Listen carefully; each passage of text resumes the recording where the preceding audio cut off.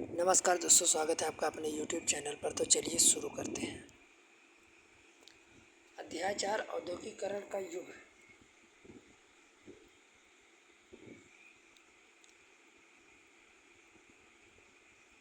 E.T. Paul music company सन 1900 में संगीत की एक किताब प्रकाशित की थी, जिसकी जिल्द पर दी गई तस्वीर में नई सदी के युग डॉन ऑफ द सेंचुरी का ऐलान किया गया।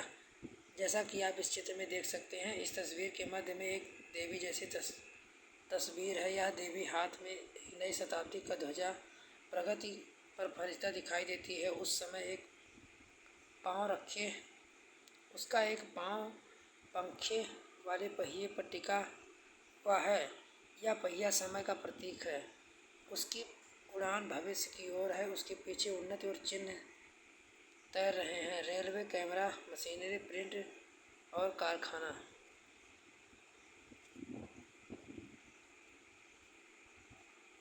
चित्र 1, dawn of the century, E.T. Paul music company, New York, America, England, 1900।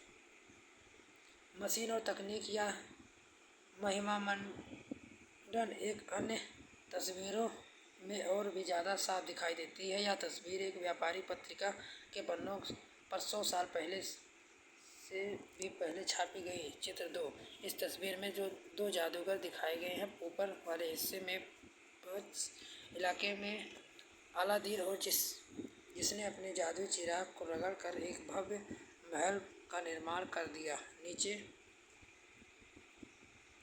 एक आधुनिक मैकेनिक जो अपने आधुनिक औजारों और एक नए जादू रच रहा है। वह पुल, पानी जहाज, मीनार और गगनचुंबी इमारतें बनाता है। अलादीन पूरब और अतीत पर एक प्रतीक, मैकेनिक पश्चिम और आधुनिकता का। ये तस्वीर आधुनिक विश्व की विजय गाथा कहती हैं। इस गाथा के आधुनिक विश्व द्रुत तकनीकी बदलाव और आविष्कारों और मशीन व कारखानों, रेलवे, वाष्पोत्सव और दुनिया के विभिन्न स्वरूपों को दर्शाया गया है। विभिन्न औद्योगिकीकरण का इतिहास विकास की कहानी के रूप में सामने आता है। आधुनिक युग तकनीकी प्रगति के भव्य युग के रूप में उभरता है। ये छवियाँ संभवतः लोकमानस का हिस्सा बन चुके हैं। क्या आप तेजी औद्योगिकीकरण को प्रगति और आधुनिकता के काल के रूप में नहीं देख सकते हैं? क्या आपको नहीं लगता है कि रेलवे, फैक्ट्रियों का निर्माण, गगनचुंबी इमारतें, पुल का विस्तार समाज के विकास का उद्योतक होता है? ये छवियाँ किस प्रकार विकसित हुई हैं? इन विचारों पर हमारा क्या संबंध है? क्या औद्योगिकीकरण की इस तीव्र तकनीकी विकास हमेशा जरूरी होता है? क्या आज भी हम तमाम कामों में दिनों दिन बढ़ते मशीनरी का गुणगान कर रहे हैं? औद्योगिकीकरण के लोगों की ज़िंदगी पर क्या असर पड़ा? ऐसे सवालों का जवाब देने के लिए औद्योगिकीकरण इतिहास को समझना पड़ेगा। इस अध्याय में हम यह इतिहास पढ़ेंगे। यहाँ हमें दुनिया के विभिन्न औद्योगिक राष्ट्र, ब्रिटेन और उसके बाद भारत औद्योगिकीकरण का अध्ययन करेंगे, जहाँ औद्योगिक बदलाव का पैटर्न औपनिवेशिक शासन से तय हो रहा था।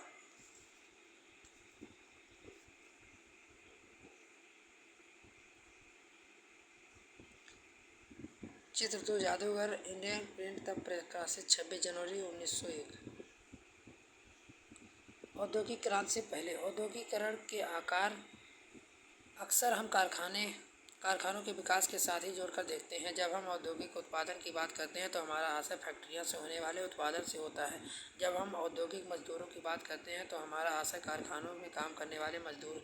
औद्योगिकीकरण इतिहास का अक्सर प्रारंभिक फैक्ट्रियों की स्थापना से शुरू होता है, पर इस सोच पर एक समस्या है। दरअसल इंग्लैंड और यूरोप में कंपनियों की स्थापना से पहले ही अंतर्राष्ट्रीय बाजार में एक बड़े पैमाने पर औद्योगिक उत्पादन होने लगा था। उत्पादन फैक्ट्रियों में ही नहीं होता था। बहुत सारे इतिहासकार औद्योगिकीकरण इस चरण को आदि औद्योगिकीकरण का नाम देते हैं। 17वीं 18वीं शताब्दी में यूरोपीय शहरों में सौदागरों गांवों की तरफ रुख करने लगे थे। वे किसान कारीगर को पैसे देते थे, उसे अंतर्राष्ट्रीय बाजार के लिए उत्पादन करवाते थे। उस समय विश्व व्यापार के विस्तार और दुनिया के विभिन्न भागों में उपनिवेशिक की स्थापना के कारण चीज़ों की मांग बढ़ने लगी। इस मांग को पूरा करने के लिए केवल शहरों में रहते हुए उत्पादन नहीं बढ़ाया जा सकता था। वजह यह थी कि शहर में शहरी दस्तकारी और व्यापारिक गिल्ड्स काफ़ी ताकतवर थे। ये गिल्ड्स उत्पादकों के संगठन होते थे। गिल्ड्स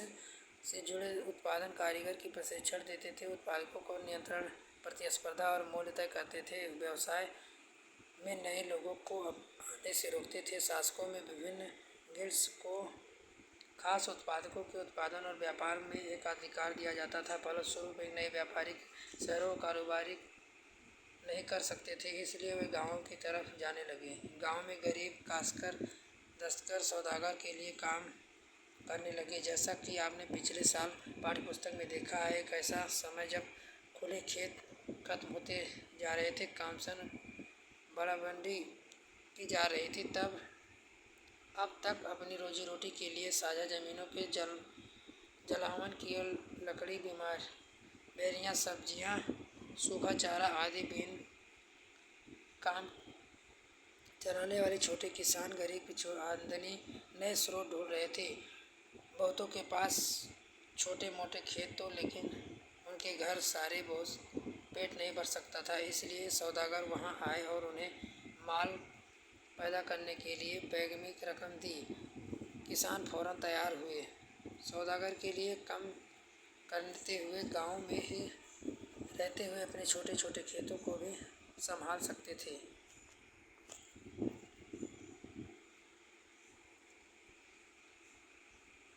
इस आज औद्योगिक उत्पादन में होने वाले आमदनी ने खेती के कारण सीमित आय को बढ़ा सहारा दिया। अब उन्हें पूरे परिवार के श्रम संसाधनों के इस्तेमाल का मौका मिल गया।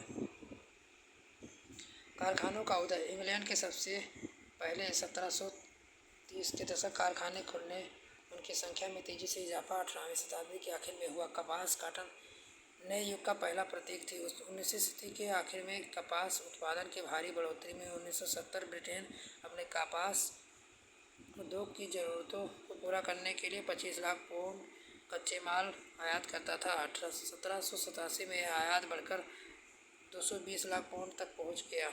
इस इजाफा उत्पादन की प्रक्रिया में बहुत सारे बदलावों का परिणाम था। आइए देखते हैं बदलाव कौन थे। 18वीं सदी में कई आविष्कार हुए जिन्हें उत्पादन प्रक्रिया के हर चरण की कुशलता बढ़ा दी। प्रति मजदूर उत्पादन बढ़ गया और पहले से ज़्यादा मजदूर, धागों और रेशमों के उत्पादन होने लगे। इसके बाद रिचर्ड आर्कराइट ने सूती कपड़ा मिल गया रूपरेखा सामने रखी। अब तक कपड़ा उत्पादन पूरे देहात में फैल हुआ था।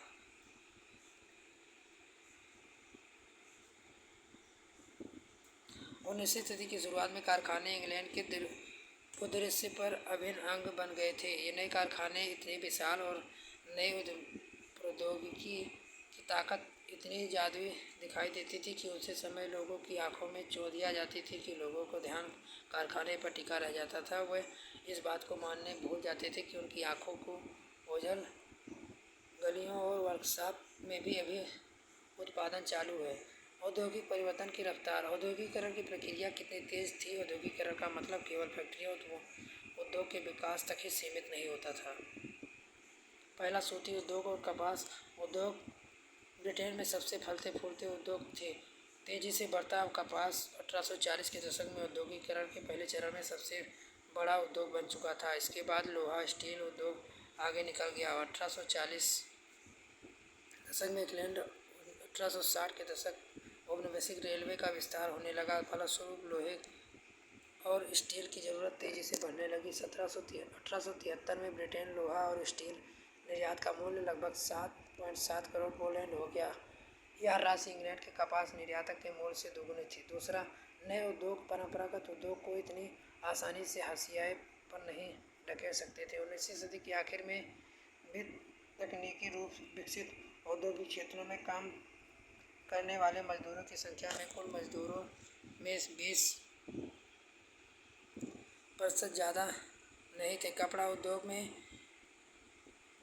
गतिशील उद्योग थे, लेकिन उनके उत्पादन का बड़ा हिस्सा कारखानों में नहीं बल्कि घरेलू इकाइयों में होता था। तीसरा, यद्यपि परंपरागत उद्योग के परिवर्तन की गति भाप से चलने वाले सूती और धातु उद्योग से तय नहीं हो रही थी, लेकिन परंपरागत उद्योग की पूरी तरह से ठहराव की व्यवस्था में भी नहीं थे।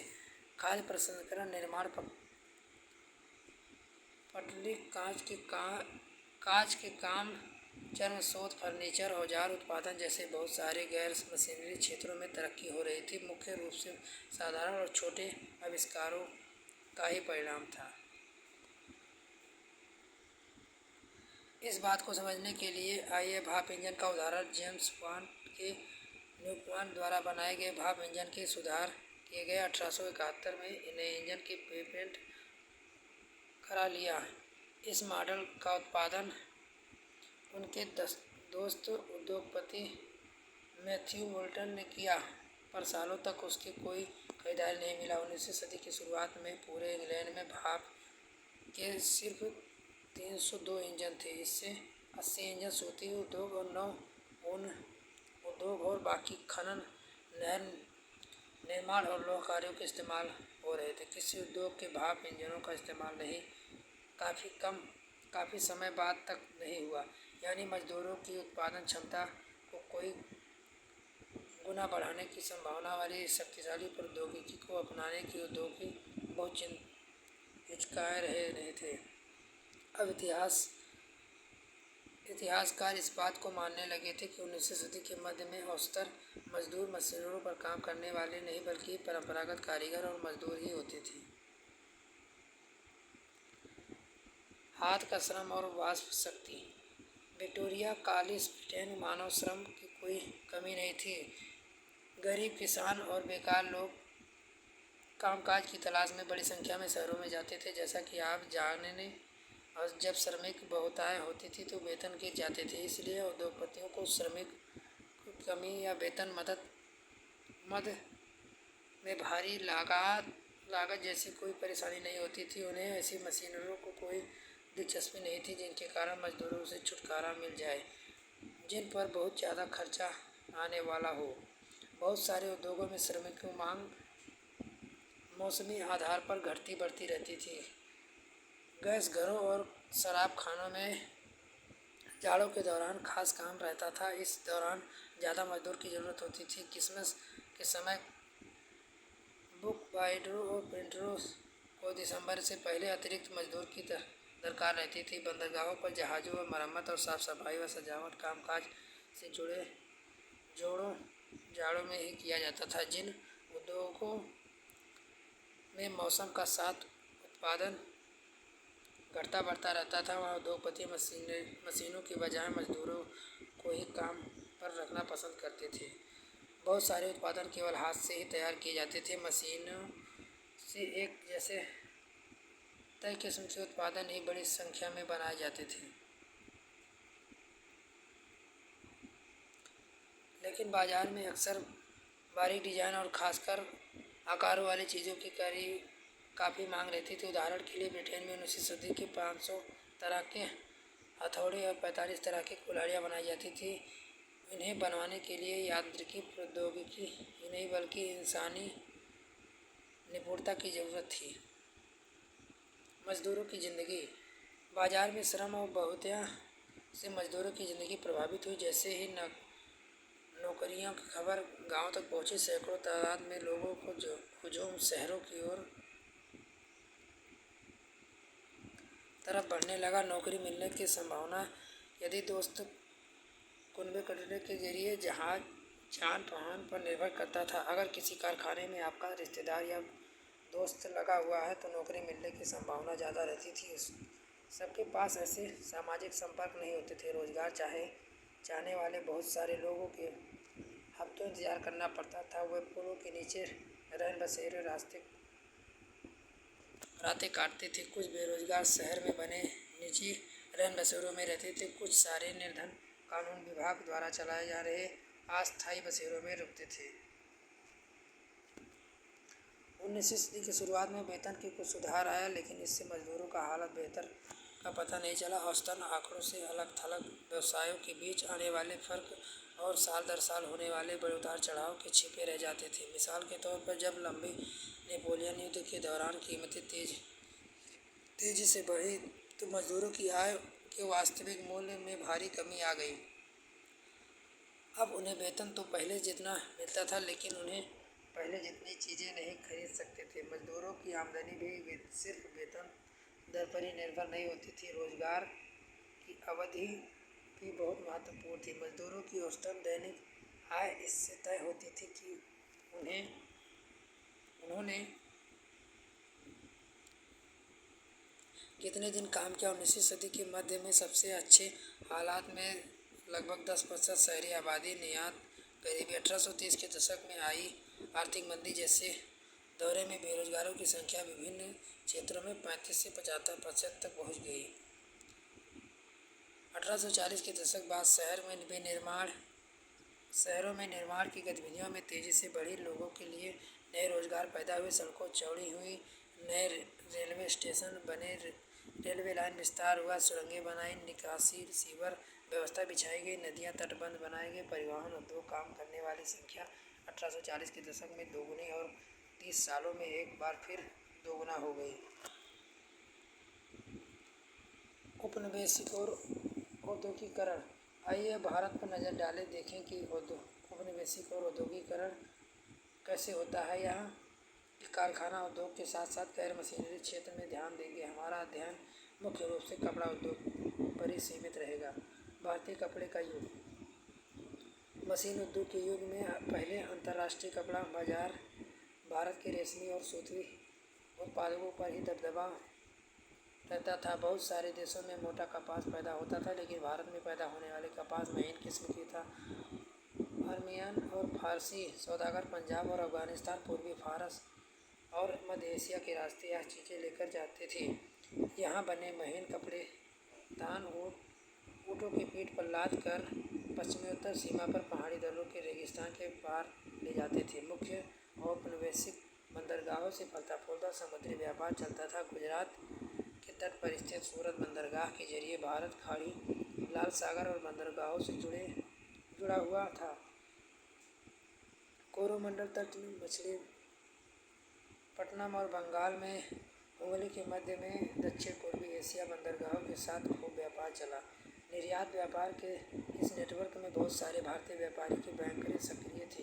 उत्पादन से पैसे लगाते थे, चीज़ों को लेकर जाते थे, निर्यातकों को पहुंचाते थे। माल बेचने वाले अपूर्ति सौदागरों के जरिए बंदरगाह नगर देश भीतरी इलाकों में जुड़े हुए थे। सौदागर बुनकरों को पेशगी देते थे, बुनकरों को तैयार कपड़ा खरीदते और बंदरगाहों तक पहुंचाते थे। बंदरगाह पर बड़े जहाज मालिक और निर्यात व्यापारियों के दलाल कीमत पर मोल भाव करते और आपूर्ति सौदागरों से माल खरीदते थे। 1750 के दशक में भारतीय सौदागरों के नियंत्रण में वाला यह नेटवर्क टूटने लगा। यूरोपीय कंपनियों का ताकत बढ़ती जा रही थी। पहले उन्हें स्थानीय दरबारों से कई तरह की रियायतें हासिल थी। उनके बाद उन्हें व्यापार पर इजारादारी अधिकार प्राप्त किए। इससे सूती और हुगली दोनों पुराने बंदरगाह कमज़ोर पड़ गई। इस बंदरगाह से होने वाले निर्यात और नाटकीय कमी आई। पहले जिस कर्ज से व्यापार चलता था खत्म होने लगा। धीरे धीरे स्थानीय बैंक दिवालिया हो गए। 17वीं सदी के आखिरी में सालों तक सूरत बंदरगाह से होने वाले व्यापार को 1.6 करोड़ रुपये था। 1740 के दशक तक यह गिरकर केवल 30 लाख रुपये रह गया। सूरत और हुगली कमज़ोर पड़ रहे थे और बम्बई कलकत्ता स्थिर सुधर रही थी। पुराने बंदरगाहों की जगह बंदरगाहों का बढ़ता महत्व औपनिवेशिक सत्ता की बढ़ती ताकत का संकेत था। नए बंदरगाह के जरिए होने वाला व्यापार यूरोपीय कंपनियों के नियंत्रण में था। यूरोपीय जहाज़ों के जरिए होता था। पुराने व्यापारियों घराने ढह चुके थे। जो बचे रहना चाहते थे उनके पास यूरोपीय व्यापारी कंपनियों के नियंत्रण वाले नेटवर्क में काम करने के अलावा कोई चारा नहीं था। बुनकरों का क्या हुआ? 1760 के दशक में ईस्ट इंडिया कंपनी की सत्ता सुदृढ़ीकरण के साथ शुरुआत के साथ भारत कपड़ा निर्माण गिरावट नहीं आई। ब्रिटिश कपास उद्योग अभी फैलना शुरू नहीं हुआ था। यूरोप पर ही भारतीय कपड़ों की भारी मांग थी, इसलिए कंपनी की भारत में होने वाले कपड़ों के निर्यात से ही और फैलाना चाहती थी। 1760 से 1770 दशक में बंगाल और कर्नाटक राजनीतिक सत्ता स्थापित करने से पहले ईस्ट इंडिया कंपनी को निर्यात के लिए लगातार सप्लाई आसानी से नहीं मिल पाती थी। बुने हुए कपड़े को हासिल करने के लिए फ्रांसीसी और डच पुर्तगाल के साथ स्थानीय व्यापारी भी होड़ में रहते थे। इस प्रकार बुनकर आपूर्ति सौदागर खूब मोल भाव करते थे और अपना माल सबसे ऊंचे बोली वाले खरीदार को ही बेचते थे। लंदन भेजे गए अपने पत्र में कंपनी के अफसरों आपूर्ति में मुश्किल और ऊंचे दामों पर बार बार जिक्र किया, लेकिन इस बार ईस्ट इंडिया कंपनी राजनीतिक सत्ता स्थापित हो जाने के बाद कंपनी व्यापार अपने अधिकार का दावा कर सकती थी। फलस्वरूप उसने प्रसंस्करण खरीद करने, लगातार अंकुश करने, कपास व रेशम भरी चीज़ों को नियमित आपूर्ति सुनिश्चित करने के लिए प्रबंध और नियंत्रण की एक नई व्यवस्था लागू कर दिया। कई चरणों में थी। पहला, कंपनी ने कपड़ा व्यापार और सक्रिय व्यापारों और दलालों को खत्म करने और बुनकरों को पर ज़्यादा प्रत्यक्ष नियंत्रण स्थापित करने की कोशिश की। कंपनी ने बुनकरों पर निगरानी रखने, माल इकट्ठा करने और कपड़ों की गुणवत्ता जांचने के लिए वेतनभोगी कर्मचारी तैनात कर दिए, जिसे गुप्तता कहा जाता है। दूसरा, कंपनी को माल बेचने वाले बुनकरों को अन्य खरीदारों के साथ कारोबार करने की पाबंदी लगा दी गई। इसके लिए उन्हें पैसे की रकम दी जाती थी। एक बार काम का ऑर्डर मिलने पर बुनकरों को कच्चा माल खरीदने के लिए कर्ज दे दिया जाता था। जो कर्ज लेते थे उन्हें बनाया जाता था। कपड़ा गुमशुदा को ही देना पड़ता था, जिसे वे किसी व्यापारी को नहीं बेच सकते थे। जैसे जैसे कर्जे मिलते और महीन कपड़े की मांग बढ़ने लगी, ज़्यादातर कमाई की आस में बुनकर पैसे की स्वीकार करने लगे। बहुत सारे बुनकरों ने पास ज़मीन के छोटे छोटे पट्टे जिन पर खेती करते थे और अपने परिवार की ज़रूरतों की पूरी कर लेते थे, अब वे ज़मीन को भाड़े पर देकर पूरा बुनकरी में लगने लगे। अब पूरा परिवार यही काम करने लगा। कच्चे और औरतों सभी कुछ न कुछ काम करते थे।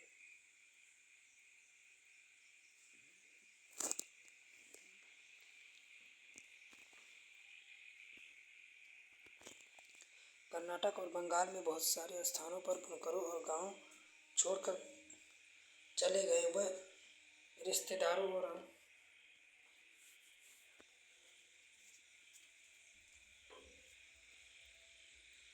अपने रिश्तेदारों यहाँ किसी गांव में करघा लगा देते थे।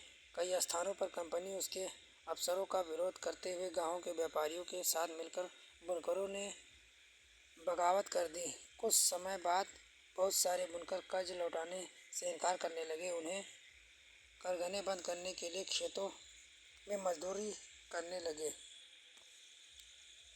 19वीं सदी आते आते कपास बुनकरों के सामने नई समस्याएं पैदा हो गई। भारत में मैनचेस्टर का आना। 1772 में ईस्ट इंडिया कंपनी ने अफसर हेनरी प्लूटो ने कहा कि भारतीय कपड़े की मांग कभी कम नहीं थी, क्योंकि दुनिया के किसी देश में इतना अच्छा माल नहीं बनता। लेकिन हम देखते थे कि 19वीं सदी के शुरुआत में भारत कपड़ा निर्यात गिरावट आने लगी, लंबे समय तक जारी रही। 1811 से 12 सूती माल का हिस्सा कुल निर्यात 33% था। 50 से 51 में यह 3% रह गया। ऐसा क्यों? जब इंग्लैंड में कपास उद्योग विकसित हुआ तो वहाँ के उद्योगपति दूसरे देश के आने वाले आयात को लेकर परेशान दिखाई देने लगे। उन्होंने सरकार पर दबाव डाला कि आयातित कपड़े पर आयात शुल्क वसूल करे, जिससे मैनचेस्टर से बने कपड़े बाहरी प्रतिस्पर्धियों के बिना इंग्लैंड में आराम से बिक सके। दूसरी तरफ उन्हें ईस्ट इंडिया कंपनी पर दबाव डाला कि ब्रिटिश कपड़ों पर भारतीय बाजारों में भी बेचे। 19वीं सदी की शुरुआत में ब्रिटेन वस्त्र उत्पादकों के निर्यात और नाटकीय वृद्धि हुई। 18वीं सदी के आखिर में भारत उत्पादकों का न के बराबर निर्यात होता था। 1850 आते आते सूती आयात भारतीय आयात के 31% हो चुका था। 70 के यह आंकड़ा 50% के ऊपर चला गया। इस प्रकार भारत में कपड़ा बुनकर के सामने एक साथ दो समस्याएं थी। उसका निर्यात बाजार ढह रहा था, स्थानीय बाजार सिकुड़ने लगे थे।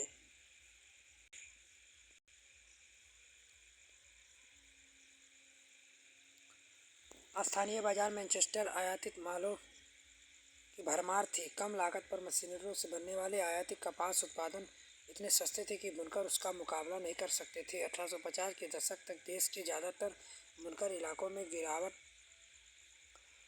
और बेकारी के किस्से की भरमार थी। 1860 के दशक में बुनकरों के सामने नई समस्या खड़ी हो गई।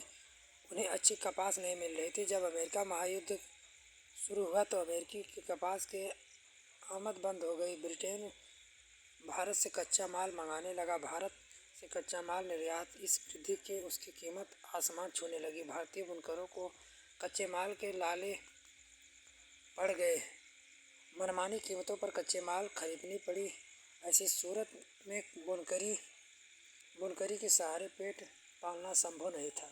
19वीं सदी के आखिर में बुनकरों और कारीगरों के सामने एक और समस्या आ गई। अब भारतीय कारखानों के उत्पादन में होने वाले बाजार मशीनों की बनी चीज़ों से पट गया था। ऐसे में बुनकर उद्योग किस तरह कायम रह सकता था? फैक्ट्रियों का आना। बम्बई में पहली बार कपड़ा मिल 1854 में लगी और 2 साल बाद इसे उत्पादन होने लगा। 1862 वह ऐसी 4 मिलें काम कर रही थी। उनमें 54,000 तकलियाँ और 2,000 करघे। उसी समय बंगाल के जोट में मिलें खुलने लगी। वहाँ देश की पहली जूट 1855 और दूसरी 7 साल बाद 1862 चालू हुई। उत्तर भारत के एलगिर मिल 1860 कानपुर में खुली। इसके बाद अहमदाबाद पहली कपड़ा मिल चालू हुई। 1874 मद्रास कताई और बुनाई मिल खुल गई। प्रारंभिक उद्यमी। देश के विभिन्न भागों में तरह तरह के लोग उद्योग लगा रहे थे। आइए देखते हैं कौन से। बहुत सारे व्यावसायिक समूहों का इतिहास चीन के साथ व्यापार के ज़माने से चला आ रहा है। जैसा कि आपने पिछले साल किताब में पढ़ा है कि 18वीं शताब्दी के आखिर में अंग्रेज भारतीय अफीम का चीन में निर्यात करने लगे थे। इसके बदले में चीन कुछ से चाय खरीदते और इंग्लैंड जाती थी। इस व्यापार के बहुत सारे भारतीय कारोबारी सहायक और हैसियत में बहुत पहुंच गए थे। वह पैसा उपलब्ध कराते थे, आपूर्ति सुनिश्चित करते और माल के जहाज़ों से लाद कर रवाना करते थे। व्यापार से पैसा कमाने के बाद उनमें से कुछ व्यवसायी भारत से उद्यम स्थापित करना चाहते थे। बंगाल के द्वारकानाथ टैगोर चीन के साथ व्यापार को पैसा कमाया और उद्योग में निवेश करने लगे। 1830 से 40 दशक में उन्होंने 6 छायांकित कंपनियां लगा दी। 1840 के दशक में व्यापक व्यावसायिक संकटों में औरों के साथ साथ टैगोर ने उद्यमी भी बैठ गई।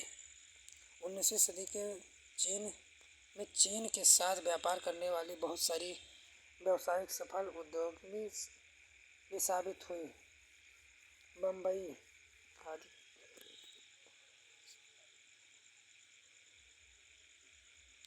जैसे भारतीय व्यापार और वाणिज्य शिकंजा कसा गया, वैसे ही भारतीय व्यवसाय के लिए जगह सिकुड़ती गई। उन्हें अपना तैयार माल यूरोप में बेचने से रोक दिया गया। अब वे मुख्य रूप से कच्चे माल और अनाज की कच्ची कपास, अफीम, गेहूँ, नील का ही निर्यात कर सकते थे, जिसकी अंग्रेजों को ज़रूरत थी। धीरे धीरे जागीरी व्यवसाय से बाहर धकेल दिया गया। पहले विश्व युद्ध में यूरोपीय प्रबंधकों एजेंसियों भारतीय उद्योग के विशाल क्षेत्र के नियंत्रण रखती थी। इससे बर्ड इंग्लिश कंपनी और जार्डिस कंपनी सबसे बड़ी कंपनी थी। एजेंट पूंजी जुटाती थी, संयुक्त उद्यमी कंपनियां लगाती थी और उसका प्रबंधन संभालती थी। ज़्यादातर मामले में भारतीय पूंजी उपलब्ध कराते थे, जबकि निवेश और व्यवसाय के संबंध में फैसले यूरोपीय एजेंसियां लेती थीं। यूरोपीय व्यवसाय को उद्योगपतियों के अपने वाणिज्यिक परिसंघ जिसमें भारतीय व्यवसायिक को शामिल नहीं किया जा सकता। मजदूर कहाँ आए?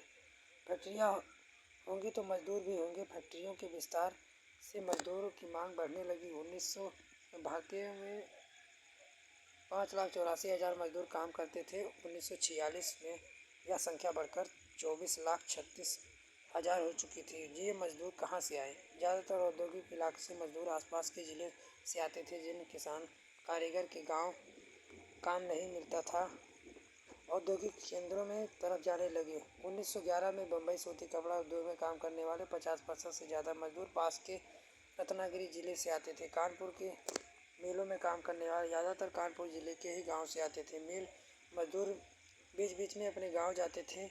फसल की कटाई और त्योहार में समय गांव लौट आते थे। बाद में जब कामों की खबर फैली तो दूर दूर तक लोग आने लगे। उदाहरण के लिए संयुक्त प्रांत में लोगों बम्बई से कपड़ा मिलों का और कलकत्ता के जूट मिलों में काम करने के लिए पहुंच रहे थे। नौकरी पाना हमेशा मुश्किल था। हालांकि मिलों में बड़ी संख्या में बढ़ती जा रही थी और मजदूरी की मांग भी बढ़ती जा रही थी, लेकिन रोजगार चाहने वाली संख्या में रोजगार के मुकाबले हमेशा ज़्यादा रहती थी। मिलों में प्रवेश भी निषिद्ध था। उद्योगपति नए मजदूर की भर्ती के लिए प्रायः एक जाबर रखते थे। जाबर कोई पुराना विश्वस्त कर्मचारी होता था। वह अपने गांव से लोगों को लाता था और उसे काम पर भरोसा देता था और उसे शहर जमाने के लिए मदद देता था और मुसीबत में पैसे से मदद करता था।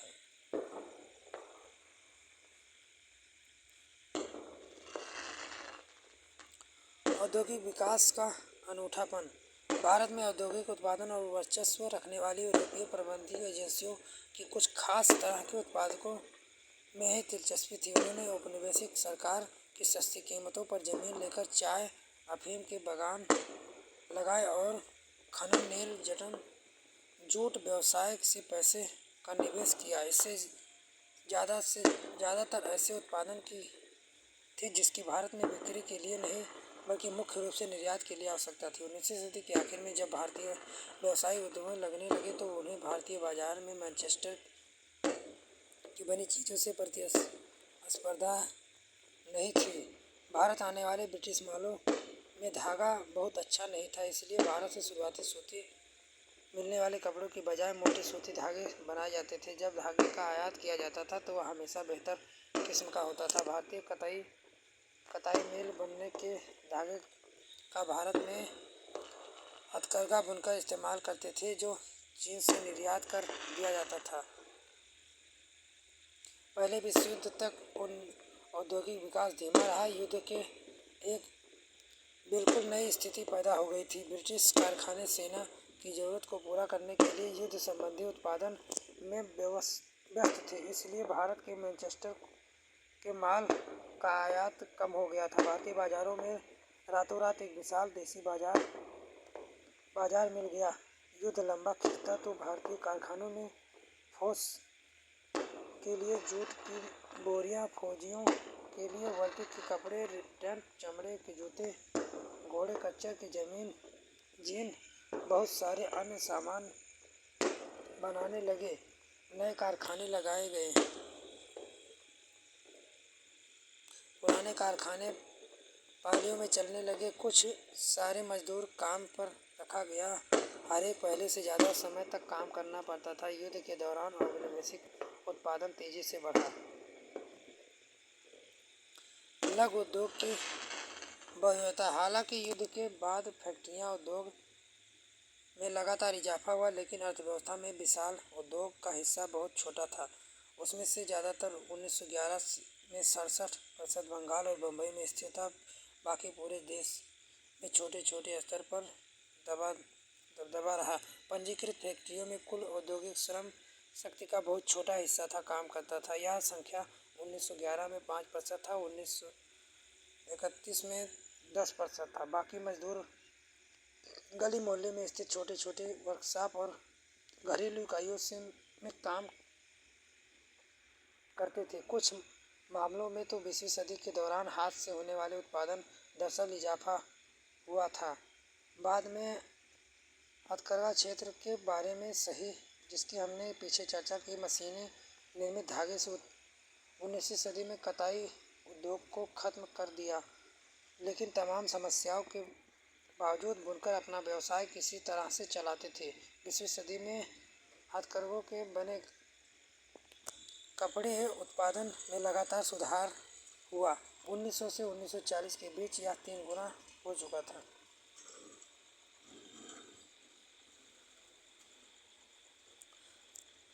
ऐसा भी नहीं, 20वीं सदी में उत्पादन बढ़ते जा रहे थे। बुनकरों अन्य दस्ता को हमेशा फ़ायदा ही हो रहा था।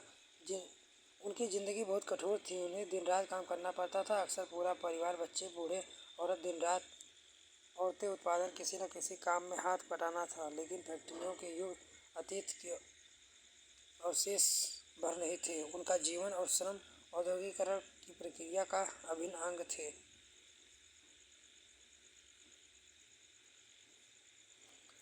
वस्तुओं के लिए बाजार।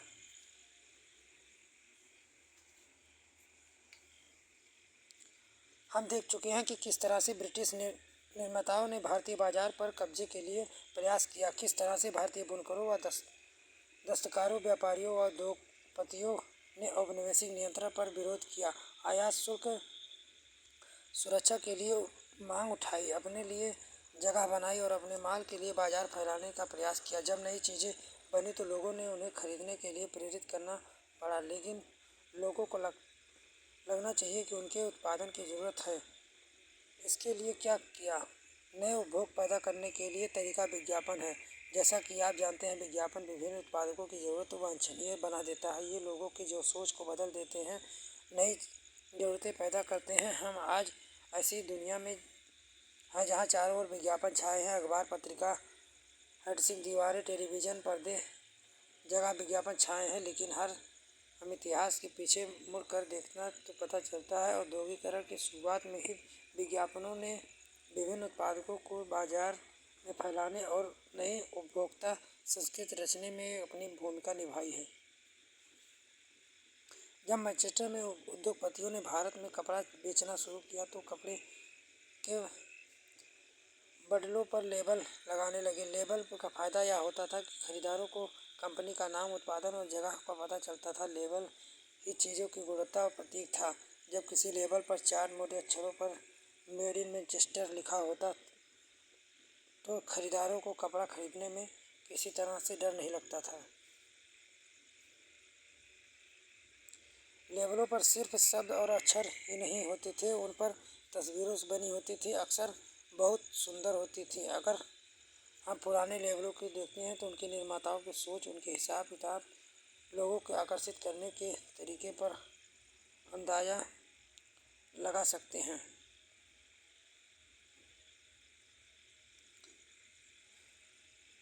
निष्कर्ष जाहिर है कि उद्योग के युग में बड़े औद्योगिकी बदलाव आए। फैक्ट्रियों का उदय हुआ, नई औद्योगिक, प्रशासनिक, श्रमिक शक्ति अस्तित्व में आई। लेकिन जैसा कि आपने देखा है, इस युग में हाथ से बने वाली चीज़ें छोटे पैमाने पर उत्पादन और औद्योगिक परिदृश्य महत्वपूर्ण हिस्सा रहा। संक्षेप में चर्चा करें। प्रयोजन।